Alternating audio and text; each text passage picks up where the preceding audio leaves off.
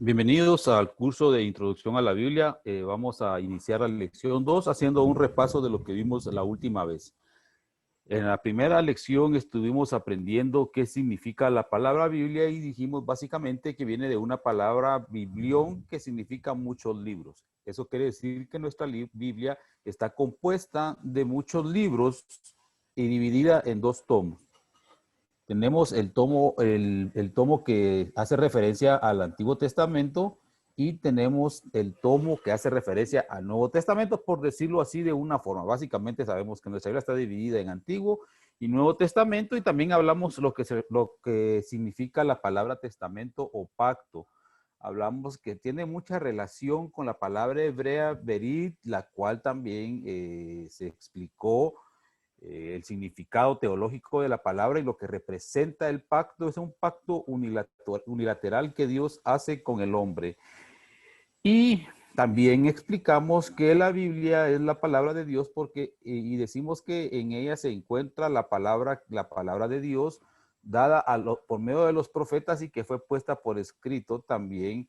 Hicimos mención que en ella está la palabra de las palabras de Jesucristo, lo que los testigos escucharon hablar a Jesucristo en sus enseñanzas y quedaron plasmadas ahí en la Biblia también, y que los mismos apóstoles o los discípulos que estuvieron de cerca con Jesús escribieron lo que ellos lo aprendieron de Jesucristo, recibieron la palabra directamente del verbo, del logos divino de Dios, y quedó plasmada ahí también en la Biblia. Y por eso es que decimos nosotros que la Biblia es la palabra de Dios.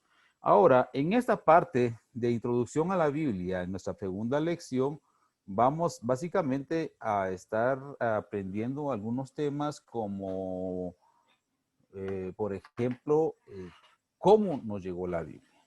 Y eso es lo que nos vamos a hacer, esa primera pregunta. ¿Cómo nos llegó la Biblia? ¿Cómo es que nosotros hoy tenemos acceso a ese tomo? Tenemos acceso precisamente a la palabra de Dios, a la Biblia, y de eso vamos a ir explicando. Pero para eso tenemos que iniciar hablando un poco de la historia de la escritura, y esto se remonta a tiempos muy lejanos, anteriores al descubrimiento del alfabeto. A medida que la civilización se fue desarrollando, se empezó a usar sencillos dibujos de objetos. A este tipo de escritura, por medio de dibujos, se le conoce como pictográfica. O sea, podemos ver ahí en la figura que señala la fecha, la que tenemos al centro de nuestra pantalla abajo. Se hacían ciertos dibujos, y esos dibujos tenían un significado tanto para el que los hacía como para el que los podía ver en su momento. Por supuesto que para nosotros sería muy difícil tratar de, si no tenemos un conocimiento previo de todo eso, tratar de, de interpretar qué es lo que está en esa tabla, en esa piedra, ¿verdad? Pero sin embargo, así es como se empezó todo este proceso de la escritura a través de la pictografía. Hace más o menos unos 5,000 años, los egipcios crearon la escritura jeroglífica, cuyas bellas y estilizadas imágenes todavía se pueden contemplar en tumbas y otros monumentos, como la que podemos ver nosotros también ya en nuestra pantalla inferior hacia el lado derecho, ¿verdad? Entonces ahí ya estamos empezando entonces a hablar de la escritura por medio de jeroglíficos. Ya en la antigua Babilonia, las imágenes eran más simples y se graban sobre tablillas de arcilla, con estiletes en forma de cuña, por lo que toma el nombre de escritura cuneiforme. Como podemos ver en la gráfica, básicamente era sobre la arcilla. O sea, vamos a poner a decir esto como especie de cincel, ¿verdad?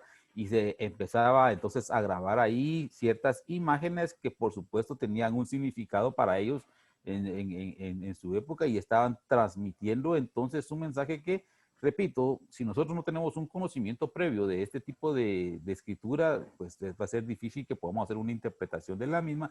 Sin embargo, como pueden darse ustedes cuenta, se utiliza mucho el relieve, y ese es prácticamente el tipo de escritura, ¿verdad?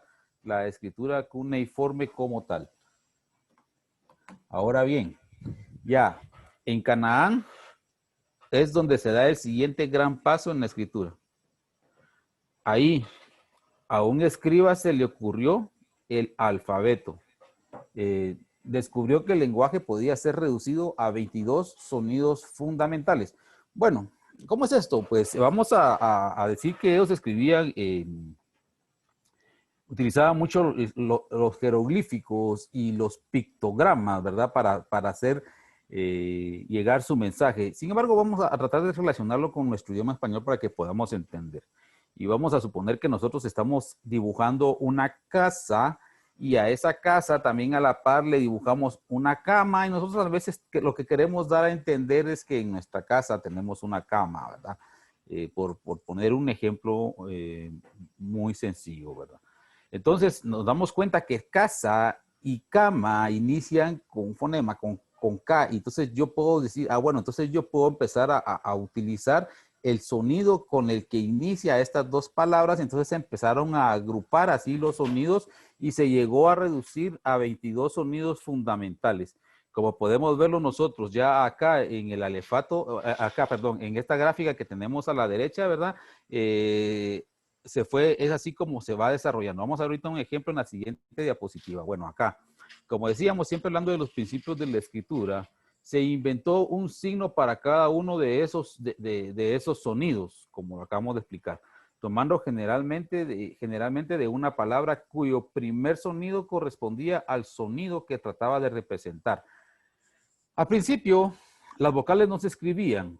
Al inicio de todo este alfabeto no existían las vocales.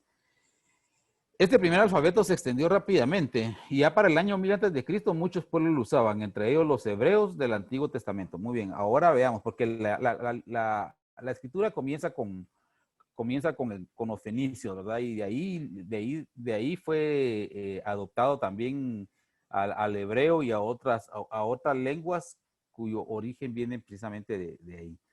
Y veamos esta primera. Vamos a ver acá. Ustedes pueden ver acá que aparece esta que es Aleph, que sería la primera del alefato hebreo, que es la Aleph. Y esta palabra, este trazo como tal, cuando nosotros lo vemos o lo veamos en el hebreo más adelante, pero esta Aleph significa buey. ¿Y cómo era representado, en sus orígenes? Precisamente como lo podemos ver aquí, como una cabecita de vaca, cabecita de toro, cabecita de buey, ¿verdad? Esta es la que se estuvo, cómo era que se representaba en sus orígenes en el alfabeto. Poco a poco, pues esto se fue desarrollando de una forma que pasa ya al fenicio con esta. Siempre hay un desarrollo aquí en el alfabeto, ¿verdad? Como lo podemos ver. Y así, así fue pasando, ¿verdad? Como vemos esta otra, ya comenzamos acá, ya logramos nosotros entonces identificar una letra que es conocida ya para nosotros, ¿verdad? ¿Cómo es que ha venido desarrollándose? Ya en el griego encontramos la alfa, y ya en el latín, pues encontramos nuestra A, que nosotros la conocemos como tal.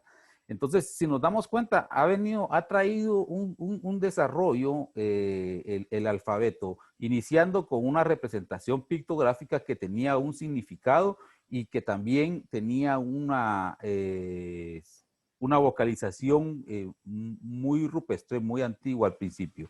Pero esto fue desarrollando. Veamos ahora esta otra, que es la letra Mem, vamos a decir la Mem, que significa agua. O sea, Mem significa agua y podemos ver aquí una línea dentada que representa como que fuera agua, ¿verdad? Un río o algo similar. Igual vamos a ver cómo se fue desarrollando hasta que llega un momento en su desarrollo que ya logramos identificar nosotros una letra que es conocida en nuestro alfabeto, ¿verdad? Y entonces la MEN se vuelve llegó a convertirse en lo que para nosotros es la letra M. Y así podríamos seguir dando los demás ejemplos, ¿verdad? En toda esta lista. Pero esto solo es para que vayamos viendo cómo comienza a través de la pictografía a desarrollarse todo nuestro alfabeto, y así es como inicia entonces, agrupado en 22 trazos, todo el alefato hebreo, que es el que nos interesa, considerando de que fue precisamente en hebreo que el Antiguo Testamento fue escrito. Y así entonces seguimos viendo un poco de la historia, ya pasamos entonces a ver lo que es la historia del libro, y la invención de la escritura entonces fue importante debido a que esto permitió archivar datos e información para el futuro. La mayor parte de lo que conocemos del mundo antiguo es gracias a que han sobrevivido hasta nuestros días miles de textos de los tiempos bíblicos. Y se escribía sobre toda clase de materiales. Los babilonios usaban tablillas de arcilla como la que podemos ver nosotros ahí en la fotografía, y los egipcios empezaron a utilizar papiros como el que podemos ver también nosotros aquí en la diapositiva, ¿verdad? Entonces vemos dos tipos diferentes de escritura, una cuneiforme y una utilizando ya tinta en dos materiales completamente distintos, arcilla y ya el papiro que venía haciendo las funciones o como el antepasado ya del papel que nosotros tenemos, uno de los antepasados ya de nuestros libros modernos. Con el tiempo, por supuesto, las pesadas tablillas de arcilla y los rollos de papiro dieron paso a formas más prácticas. Cuando los cristianos quisieron extender el nuevo mensaje del evangelio, el antepasado del libro ya estaba desarrollado y el papel se sacaba de unas cañas llamadas papiro. Ahí viene el nombre precisamente de por qué le decimos nosotros papiro. Al unir varias hojas de papiro se lograban largas tiras que podían ser enrolladas. Estos primeros rollos de papiro constituyen los libros en el tiempo del Antiguo Testamento. Por eso hablamos entonces de rollos cuando hacemos referencia precisamente a los escritos del Antiguo Testamento. Y se solía pintar con tinta hecha de hollín. Por supuesto, el libro siguió desarrollándose y entonces ya se empiezan a utilizar las pieles de cabras y ovejas tras ser tratadas y debidamente limpiadas. Proporcionaban una superficie suave muy apropiada para la escritura, la que se llamó pergamino. Aproximadamente en el segundo siglo de la era cristiana, el rollo dio paso al códice, que era compuesto por hojas encuadernadas y cubiertas después con unas pastas más rígidas que servían para protegerlos. Posiblemente se cree que fueron los cristianos los que empezaron a utilizar los códices. Ahí tenemos nosotros un ejemplo de lo que es un códice, que es el Códice Vaticano. Porque ahí se encuentra archivado, ¿verdad? El texto conocido más antiguo del Nuevo Testamento es un fragmento del Evangelio de Juan. Este está escrito en griego sobre papiro y data aproximadamente del año 130 de nuestra era, aproximadamente como el que tenemos, es el que tenemos ahí en pantalla, la flecha señala, lo señala. Y también tenemos el códice sinaítico que fue escrito en griego sobre pergamino. Es el manuscrito completo más antiguo del Nuevo Testamento y data del siglo IV después de Cristo aproximadamente.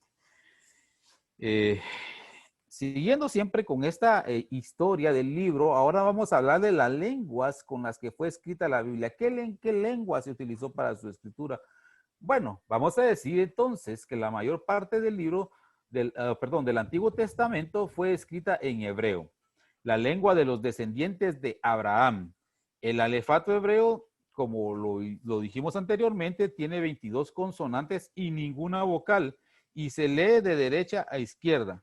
Estas vocales ya en el alefato hebreo fueron agregadas mucho después, ya en la era cristiana.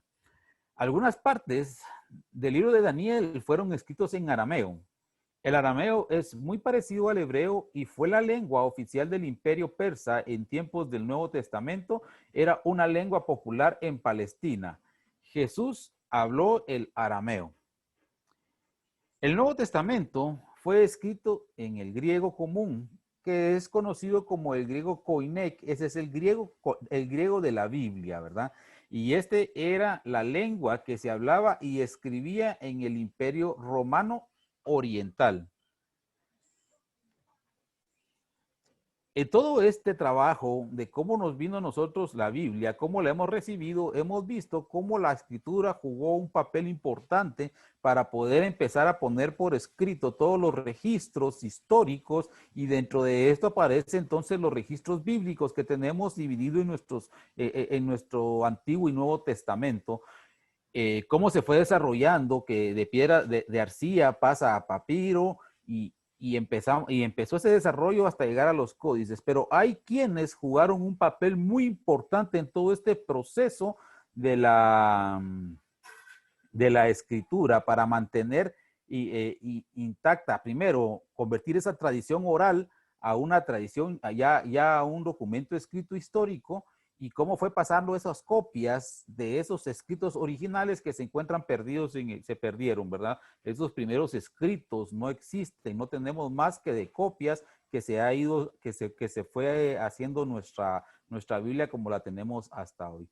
En todo esto, los escribas jugaron un papel muy importante para mantener la veracidad de la escritura. El trabajo de los escribas, como les he dicho, ha sido importante a lo largo de la historia. Es por el trabajo de ellos que se logró conservar y transmitir el texto bíblico. En los primeros tiempos, los escribas eran los únicos que sabían leer y escribir. El nivel de analfabetismo en esa época era arriba de del 90%. Tenían cargos importantes en la corte real, se encargaban de llevar los archivos y eran personas muy respetadas. El descubrimiento de los rollos del Mar Muerto ha demostrado la extraordinaria exactitud y precisión del trabajo del escriba, porque ha venido a confirmar entonces que todos esos testigos o documentos de los cuales fueron hechas las copias, vamos a hablar del Nuevo Testamento en griego, que formó el Textus Receptus, que es el que sirvió de base para hacer la traducción de la Biblia al español. Cuando aparecen estos documentos del rollo del Mar Muerto, que son anteriores a estos escritos que tuvo Erasmo de Rotterdam para poder escribir la Biblia en griego, nos damos cuenta que se ha mantenido en esencia la veracidad de lo escrito. O sea, no se ha corrompido más que en algunas pequeñas cositas que no tienen nada que ver con la esencia en sí del texto, pero eso lo vamos a estar aprendiendo en la cuarta lección. Después de casi 2000 años de distancia, los rollos del Mar Muerto, en gran parte bíblicos, apenas prestan. Eso es lo que les digo, pequeñas diferencias apreciables con la Biblia actual. Esto lo vamos a ver en nuestra cuarta lección. ¿Cómo obtuvimos entonces nuestra Biblia? Bueno, si se recuerdan, en la lección anterior leímos lo que es inspiración y cómo la definen diferentes teólogos, concluyendo en que la Biblia esté inspirada por Dios no significa que Dios hubiera dictado cada una de las palabras que la conforman. Significa que estableció una comunicación especial con cada uno de los escritores para que escribieran, esto es inspiración, lo que él quería que quedara registrado en ella. Esta es la revelación. Existe una gran probabilidad que el principio de la historia acerca de Dios se transmitiera verbalmente antes que fuera grabada en bloques de barro o inscritas en pieles curtidas. En la antigüedad era común que narradores con amena facilidad y evocadora armonía preservaran y transmitieran la tradición e historia de la comunidad. La palabra de Dios es, ante todo, el relato de una historia que se extiende desde la creación del mundo hasta el fin de los tiempos. Quiere decir que desde el Génesis hasta el Apocalipsis, la Biblia proclama los hechos portentosos de Dios. A través de ellas, Dios se revela como Señor, Padre y Salvador a fin de liberar del pecado y de la muerte a la humanidad pecadora. Esta historia comprende dos etapas. En la primera, Dios forma para sí un pueblo, eligiéndolo de entre todas las naciones para hacer de él una nación santa, un pueblo sacerdotal y su posesión exclusiva. La segunda está centrada y resumida plenamente en Jesucristo muerto y resucitado, cuyo acontecimiento pascual constituye la revelación definitiva de los designios de Dios. Veamos ahora el Antiguo Testamento. Realmente no es fácil averiguar cómo se escribieron y se agruparon los libros del Antiguo Testamento debido a la antigüedad de alguno de ellos. Como se explicó en la primera parte de esta lección, antes de poner por escrito la historia bíblica, la gente únicamente la conocía por la tradición oral.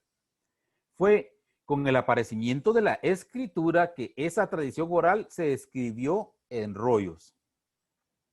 Desde la antigüedad existía la costumbre de conservar por escrito las cosas que eran de gran interés. En el libro de Éxodo, Dios ordena a Moisés lo siguiente. El Señor le dijo a Moisés, escribe esto en un libro para que se recuerde y dile a Josué que yo borraré por completo la memoria de Amalek. Éxodo 17:14. Entonces, la tradición dice que fue Moisés el que escribió el Pentateuco. Sin embargo, vamos a seguir viendo un poquito más de esto, de esta historia adelante, ¿verdad? Moisés escribió las instrucciones de Dios en el libro de la ley, que se guarda en el arca de la alianza, custodiada por los sacerdotes en el lugar santísimo del tabernáculo. Ahí también se guardan las tablas de piedra donde están escritos los 10 mandamientos. Aquí tenemos la base bíblica que es Deuteronomio 31:26, que dice: tomad este libro de la ley y ponedlo al lado del arca del pacto de Jehová vuestro Dios y esté ahí por testigo contra ti. Y Deuteronomio 10:5 dice: cuando bajé del monte y volví, puse las tablas en el cofre que había hecho y ahí están tal y como el Señor me lo ordenó. Por supuesto que esas tablas, esos escritos originales no sabemos, no están, no sabemos si pudieron haber resistido el paso del tiempo, pero nosotros no tenemos acceso a ellas. Ya en tiempo de Samuel empiezan los escritos proféticos con la intención de irlos pasando a las sucesivas generaciones. Probablemente fuera el propio rey David, autor de muchos de ellos, el iniciador de la colección de canciones y poemas incluidos en el libro de los Salmos utilizados en el culto en el templo.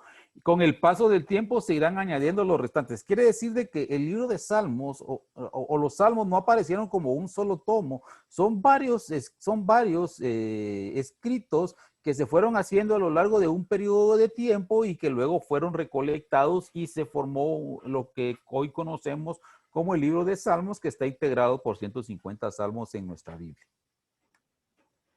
En el siglo V antes de Cristo, en tiempo de Esdras, se finalizó la redacción del Pentateuco. Quiere decir que ahí se termina de hacer todo este proceso de varias fuentes, porque recuérdense que los escritos originales, aquellos que leímos que Moisés recibió en el monte, no tenemos. Entonces esto se vinieron haciendo posiblemente copias, ¿verdad? Y entonces hubieron 4 fuentes que dieron lugar a la redacción total del Pentateuco como lo tenemos y se siguió todavía haciéndose esa compilación de los libros que llegaron a formar parte del canon hebreo, del canon de la Biblia hebrea, admitiéndose su autoridad según la tradición, admitiéndose su autoridad. Y según la tradición fue Nehemías el que, intentando fundar una biblioteca, había reunido los libros referentes, y aquí entran los libros de Reyes y los profetas, los libros de David y cartas de Reyes acerca de ofrendas sagradas.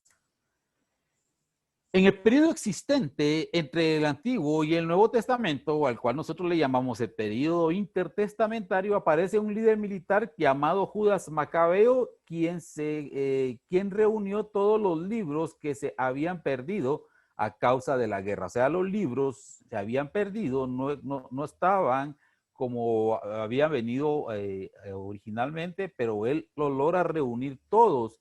Y se cree entonces que él fue el responsable de la distribución de los libros del Antiguo Testamento en 3 grandes bloques, como lo vimos en la primera lección, que es la ley, los profetas y los otros escritos que vienen a formar lo que es la Tanaj. O perdón, el Tanaj, ¿verdad? Es el Tanaj. El Antiguo Testamento, siempre siguiendo con este tema, en tiempos de Jesús, todos los libros que integraban el Antiguo Testamento eran ya conocidos y reconocidos por todo el mundo.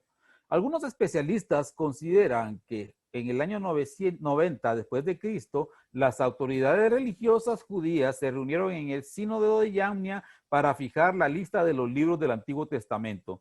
Y la Biblia hebrea contiene los mismos libros que nuestra Biblia, solo que en un orden diferente que lo vamos a ver a continuación.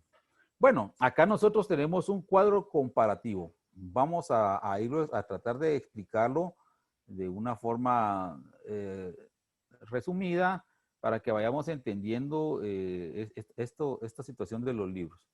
Bueno, vamos a ver que acá tenemos el Antiguo Testamento hebreo en esta columna que nos abarca, pues lo vamos a marcar acá. Son todo este cuadro, estas columnas que tenemos acá marcadas en rojo, que ustedes pueden ver ahorita, son las que forman precisamente los libros que integran el Antiguo Testamento hebreo. Y los vamos a comparar con el Antiguo Testamento. Vamos a ponerle Antiguo Testamento evangélico para que lo podamos entender de esta forma.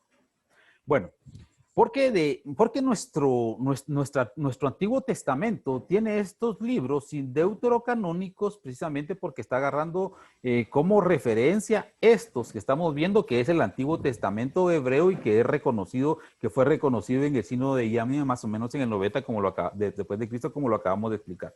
Bueno, ¿cuáles son? Veamos una de las primeras diferencias que vemos, que ellos tienen, comenzando desde el Génesis hasta Crónicas, 22 libros, como lo podemos ver acá, ¿verdad? Ellos tienen entonces 22 libros en su Biblia más.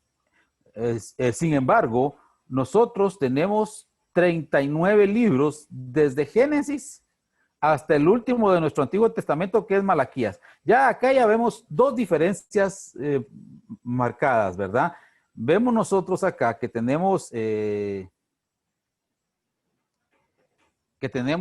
una diferencia en la cantidad de libros y tenemos también una diferencia en el orden de los libros. Centrémonos un momento en el Antiguo Testamento hebreo, que son el grupo de la izquierda, como lo tienen ustedes ahí en su pantalla, ¿verdad? Ellos están iniciando en Génesis, pero terminan en Crónicas. Nosotros ciertamente iniciamos en Génesis porque no tenemos ninguna diferencia en ellos, en este sentido del Pentateuco, pero lo finalizamos en Malaquías. ¿Por qué ellos tienen 22 y nosotros tenemos 39? Bueno, veamos, vamos haciendo una comparación entonces. Tenemos la ley, que es la Torá de ellos, tiene 5 libros que son exactamente los 5 libros que aparecen en el Pentateuco de nuestro Antiguo Testamento en el mismo orden. Ya, en el segundo grupo de la Biblia hebrea, que son los profetas, aquí quedan ya agrupados los profetas anteriores y los posteriores, que a su vez se dividen en mayores y menores. Dentro de estos anteriores vemos que hay 2 libros o 2 rollos que son Josué y Jueces, que están en un solo rollo, y Samuel y Reyes, que están en un solo rollo o en un solo libro. Y aquí ya es otra gran diferencia, porque nosotros tenemos esos libros, los tenemos separados en nuestro Antiguo Testamento. Para nosotros no tenemos Jueces y Josué juntos, tenemos Josué separado y Jueces separados.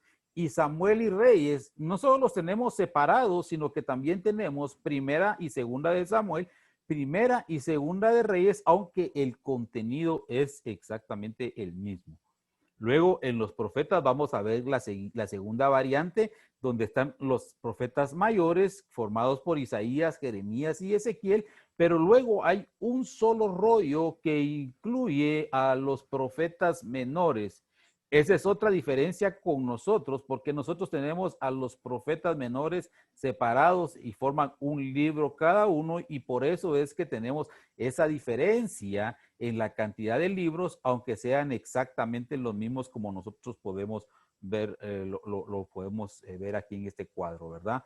Luego tenemos ya en el tercer grupo del Antiguo Testamento hebreo, los Ketubim, o los otros escritos o los escritos. ¿Qué libros forman este grupo de libros?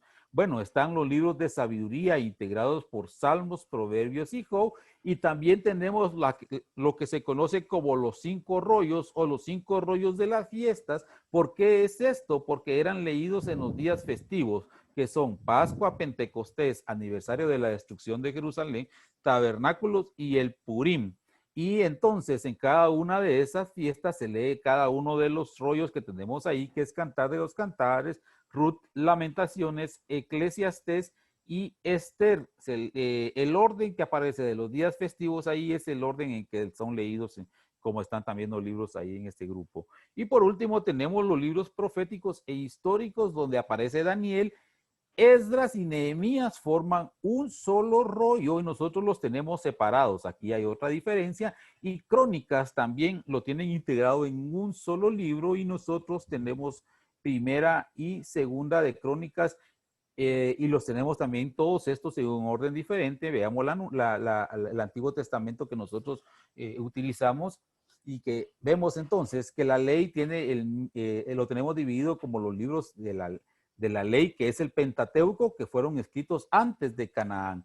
Luego tenemos los libros históricos, que son 12 libros que los componen aquellos que narran la historia en Canaán, y luego aquellos que narran la historia después del exilio. Tenemos libros poéticos, que son 5 libros, los que podemos ver ahí: Job, Salmos, Proverbios, Eclesiastés y el Cantar de los Cantares. Y luego estamos organizados los libros proféticos, que son 17 libros que lo conforman los profetas mayores y los profetas menores. Y el libro de Lamentaciones está incluido dentro de estos profetas mayores. Los profetas menores también lo dividimos nosotros en 2 grupos, y por eso es que aparecen en ese orden: aquellos que profetizaron antes del exilio y los profetas que profetizaron después del exilio, que son 3: Ageo, Zacarías y Malaquías. Y hasta ahí se cierra nuestro canon, que es exactamente el canon de la Biblia hebrea del Antiguo Testamento. Por eso es que nosotros no tenemos los libros deuterocanónicos incluidos en nuestra Biblia, pero el contenido es exactamente el mismo, hermanos. Por supuesto que narra un periodo. Cada uno de estos libros tienen acontecimientos importantes que debemos de tener en mente, y ya nos ubica en un periodo, en fechas y en un periodo, ¿verdad? Entonces, cuando nosotros leemos el libro de Génesis, vamos a ver que ahí tenemos algunos acontecimientos importantes que se relacionan con la creación, el diluvio, las primeras naciones y la torre de Babel. Y aquí también aparece ya Abraham cuando entra a Canaán, Isaac y Jacob. Luego tenemos los libros de Éxodo, Levítico, Números y Deuteronomio, que narran la historia de Israel cuando entra en Egipto. Habla el Éxodo, habla Israel cuando Israel entra en Canaán, y cuando Josué está en Canaán, que esto ya habla de la conquista de la tierra, ¿verdad? Y Jueces y Ruth, pues nos habla de ese periodo de la historia de los jueces. Luego tenemos los otros libros como Primera, Segunda de Samuel, Primera, Segunda de Reyes, Primera y Segunda de Crónicas, y los profetas Abdías, Jonás, Amós, Oseas, Joel, Isaías, Miqueas, Nahum, Sofonías, Habacuc, Jeremías y Lamentaciones, que nos hablan precisamente los acontecimientos que nos narran son Samuel, Saúl, David, rey de Hebrón, David, rey de Jerusalén, Salomón, y los profetas que mencionamos ahí, que algunos están están en el periodo de la división del reino y la cautividad de Israel. Ahí podemos ver a la derecha las fechas aproximadamente, y el periodo que le podemos hablar acá ya del reino dividido. Daniel y Ezequiel nos habla de la cautividad de Judá y la destrucción de Jerusalén, que fue más o menos en el año 606 a.C., la cautividad, y la destrucción en el 587 a.C., la cautividad. Ese es el periodo de la cautividad, que tarda 70 años. Y por último se recuerda que mencionamos a los profetas que hablan de posexílicos, ¿verdad? Entonces ahí tenemos a Esdras, a Nehemías, también tenemos a Ageo, Zacarías y Malaquías, que ellos hablan del regreso de la cautividad hablan de la reconstrucción del templo. Aquí estamos hablando ya del segundo templo, Nehemías en Jerusalén, y aquí finaliza entonces con el libro de Malaquías, el Antiguo Testamento en el 432 antes de Cristo, y esto es lo que nosotros conocemos como el periodo de la restauración. Ahora bien, vamos a hablar un poco de cómo nos vino el Nuevo Testamento. Y contrario a lo que sucede con el Antiguo Testamento, con el Nuevo Testamento es más fácil averiguar cómo se escribió. Del Nuevo Testamento se conservan miles de manuscritos, algunos de los cuales se remontan a los primeros siglos de nuestra era. Esto hace más sencillo reconstruir la historia de la formación del Nuevo Testamento. Cuando los primeros cristianos se reunían, ellos leían porciones del Antiguo Testamento judío, tal como se lo habían visto hacer a Jesús. Pero también se les pedía a los que habían conocido personalmente al Señor que compartieran sus enseñanzas. Los primeros documentos escritos que circularon entre las iglesias fueron las epístolas de Pablo. Estas cartas se leían primero en las comunidades a las que iban dirigidas y después se hacían copias para distribuir entre las otras iglesias. Aquí ya estamos hablando de las copias, que son, muchas de ellas han sido parte de esos descubrimientos arqueológicos que han servido como base para ir formando el Nuevo Testamento hasta como lo llegamos a conocer hoy. Como repito, Erasmo de Rotterdam forma ese Nuevo Testamento en griego y empieza a utilizar varias de estas básicamente son 4 grupos principales que él utiliza para poder formar el Nuevo Testamento en griego, que es lo que se conoce como el Textus Receptus, con algunas partes que tuvo que utilizar de latín, o sea, de la Vulgata latina, para poderlo completar por no haber encontrado en su momento otros textos griegos para poder que permitieran completar el Nuevo Testamento como nosotros lo conocemos. Y de repito, de este Textus Receptus de Erasmo de Rotterdam es que se hace la primera, una de las traducciones más importantes al español, que ahí nace la Reina Valera, ¿verdad? El tiempo fue pasando y los que habían vivido al lado de Jesús fueron desapareciendo. Entonces, esto hizo que algunos discípulos se diesen cuenta de la necesidad de conservar un testimonio escrito de lo sucedido. Por eso es que aparece Mateo, Marcos, Lucas y Juan, que escribieron precisamente esos mandamientos, esos mandatos de Jesucristo. Y más adelante Lucas escribe el libro de Hechos. Al principio circulaban otros relatos sobre la persona y enseñanzas de Jesús, pero hacia el segundo siglo de nuestra era, los líderes de las iglesias llegaron al acuerdo de que solo los 4 evangelios recogidos en el canon eran realmente inspirados por Dios, que son Mateo, Marcos, Lucas y Juan. Las tremendas visiones de Juan acerca del fin de los tiempos forman el libro de Apocalipsis, que entró a formar parte también de los libros del canon. Y por último, luego de algunos debates, también fueron incluidos en el canon las cartas católicas o cartas universales, que son primera y segunda de Pedro, primera, segunda y tercera de Juan, Santiago, Judas y el libro de Hebreos, y así es como queda entonces constituido nuestro canon. Hay algún trasfondo histórico del Nuevo Testamento que es bueno que nosotros conozcamos, porque cuando nosotros ubicamos precisamente la historia política, quiénes eran los emperadores y en qué fecha estuvieron ellos como emperadores del imperio, ¿verdad? Se dan unos acontecimientos bíblicos en algunas fechas importantes. Entonces, cuando nosotros leemos la historia del nacimiento de Cristo, vamos a tener en cuenta que el emperador era Augusto, que estuvo del 27 antes de Cristo al 14 después de Cristo. Luego, en el periodo del bautismo de Cristo, crucifixión y resurrección, estuvo Tiberio. Cuando sucede el Pentecostés, que es cuando nace la iglesia, es Calígula el emperador del imperio.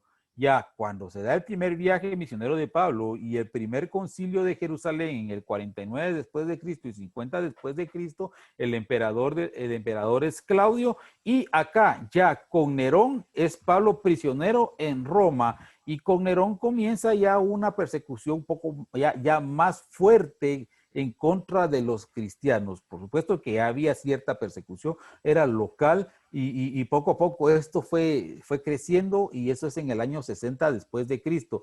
Ya Vespasiano, en el periodo de Vespasiano ya se da la liberación de Pablo, pero también se da su martirio en el año 68. Fue liberado en el 63, muere en el 68 y se da la destrucción del templo de Jerusalén, de ese segundo templo, en el año 70 después de Cristo. Ya Domiciano, que estuvo del 81 al 96, en este periodo se da la muerte de Juan, y acá finaliza entonces la edad apostólica. De aquí en adelante ya no tenemos más apóstoles, y eso fue más o menos en la fecha del 95 o 96 después de Cristo. ¿Cómo está dividido entonces nuestro Nuevo Testamento, como lo conocemos hoy en día? En libros históricos, en epístolas y en la literatura apocalíptica. Esas son las tres divisiones generales.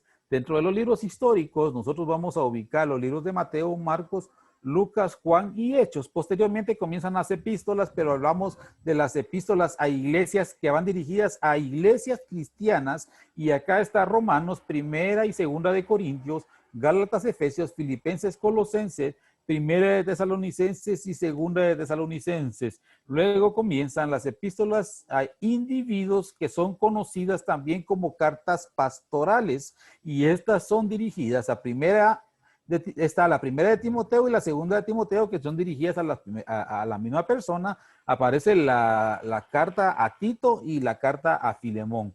Por último, en el orden aparecen ya las epístolas judeo-cristianas o generales, que también son conocidas como cartas católicas, que la palabra católica debemos de estar claros que significa universal.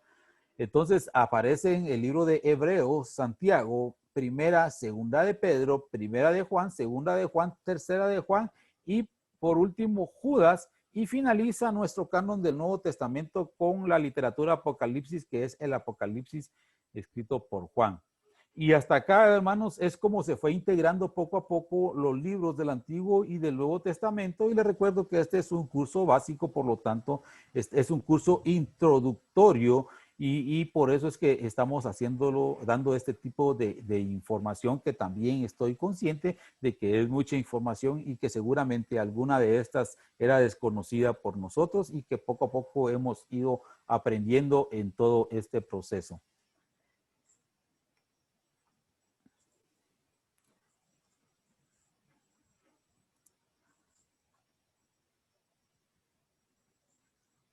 Así que hasta acá queda entonces nuestro estudio, y no me resta más que desearles muchas bendiciones y hasta la próxima. Dios les bendiga.